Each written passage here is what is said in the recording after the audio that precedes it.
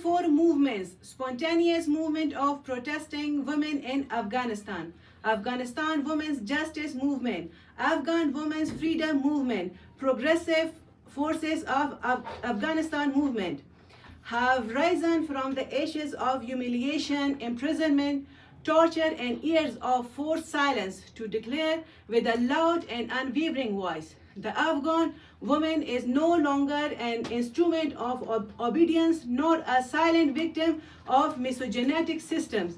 We consider any form of oppression, bans on education, restrictions on movement, domestic violence, arrest, and torture of women to be crimes against humanity, and we hold the perpetrators accountable before history and justice. We will no longer wait for promises and sympathy. We demand action, immediate, practical, and unconditional action. The closed doors of schools and university must be open. Women must be restored to their rightful place in society, politics, work, and decision making. And every woman has been silenced by violence must seek justice. Every day of delay is a contribution to oppression. We consider the silence and passive abbreviation of the international community and the self-proclaimed defenders of women's rights to be part of this cycle of violence.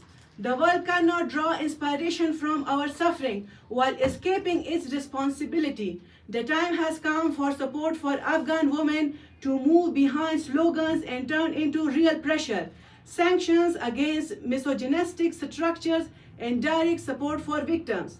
This movement declares that no system, faction, political agreement, or ideological interpretation has the right to take women's destination hostage.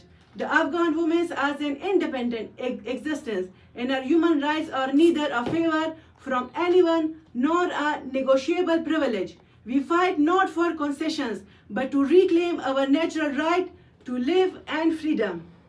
We stand firm. We will not be silenced. We will not step back. Our struggle continues until the day no woman in Afghanistan is imprisoned, oppressed, or erased for the crime of being a woman.